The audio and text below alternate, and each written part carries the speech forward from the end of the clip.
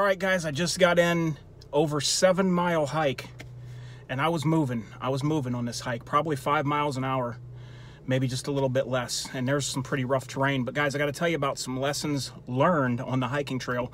And I got to give a shout out to my subscribers that always have my back and give me all these little tips and hints and different things that they think will help, because they did help. And let me tell you, I'm gonna let you guys know, like, if you want to get into this, or maybe you're already in shape and you've never hiked and you want to hike or something, I'm going to give you a couple little tips here. Number one, see that bag right behind me, that SOE bag with one strap? Never go unstrapped.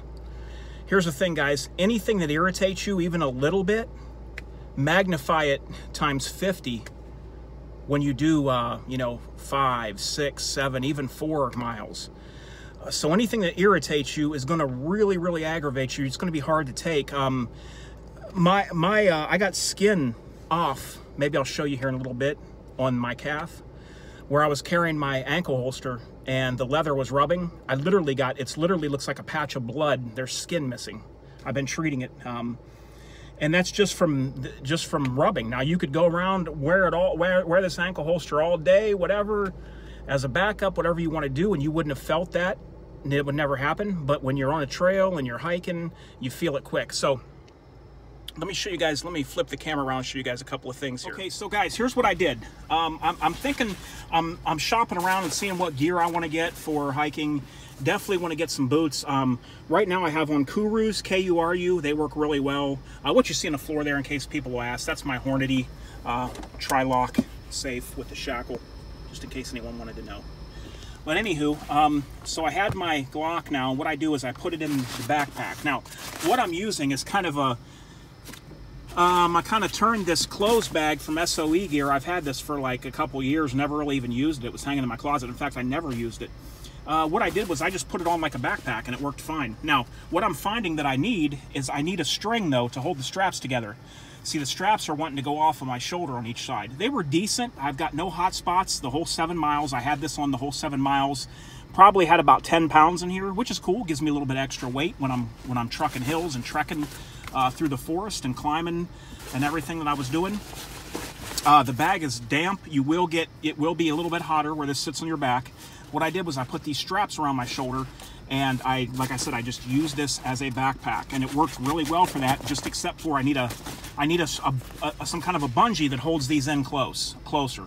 You know what I mean? You'll see on, like, real backpacking things. Now, what I've been looking at as far as hiking shoes, you guys can let me know what you think, and I'm going to show you what all I had in here. But as far as hiking shoes, guys, what I've been toying with the idea of is, I'm trying to think of the name here.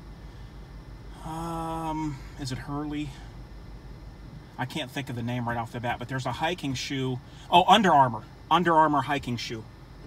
And these are looking pretty good to me.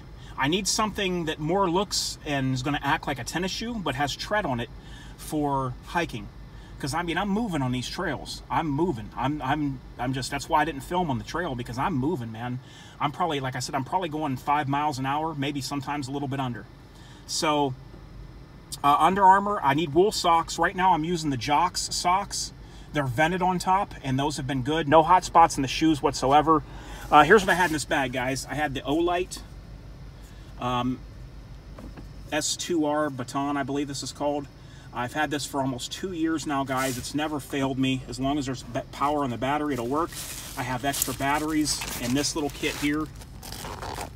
Those headphones you see laying in there were on me. I got extra batteries in here. I got a G43 extra magazine with a +3 base plate right there.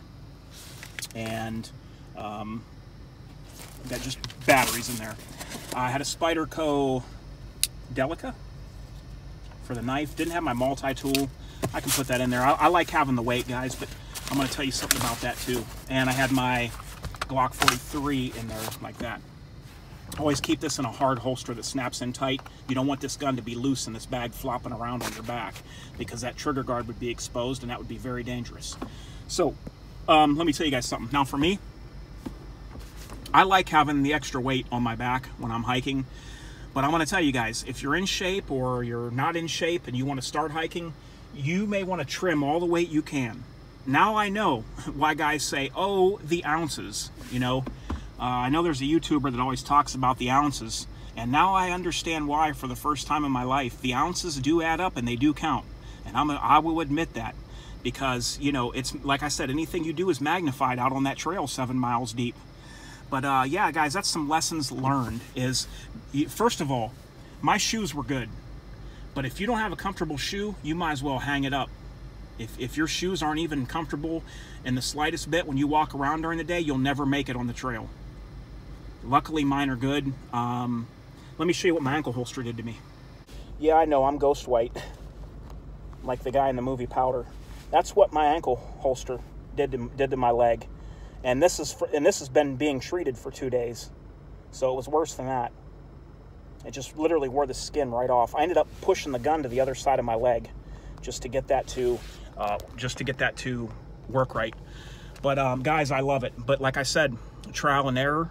Take a lot of water. I also had water. Don't think I didn't. I had my water. You got to have water. I will not hit the trail without water. In fact, I'm even probably going to take some granola bars and some Gatorade or Powerade next time I go, and you know, just some things like that, just in case. Because Saturday, I'm going on an 8-miler. 8 miles. It's 8 miles till you get back. Once you're out, you're gone until you get back to the car. So I just did 7, and you know, I'm feeling it, but I'm still good. It's not like I'm crawling. So I think I'm ready for that 8-mile push, and I'm going to be doing that earlier Saturday in the day. I don't want to start it late in the day like I did this today. But that's it, guys. Just some lessons learned. Get yourself a good backpack with 2 straps. Don't go 1 strap. Don't go. I was constantly holding that thing, fidgeting with that thing, lifting the strap, moving the strap when I had that bag back there. Don't do it. All right, guys, that's just a little update. Oh, I got something else to tell you.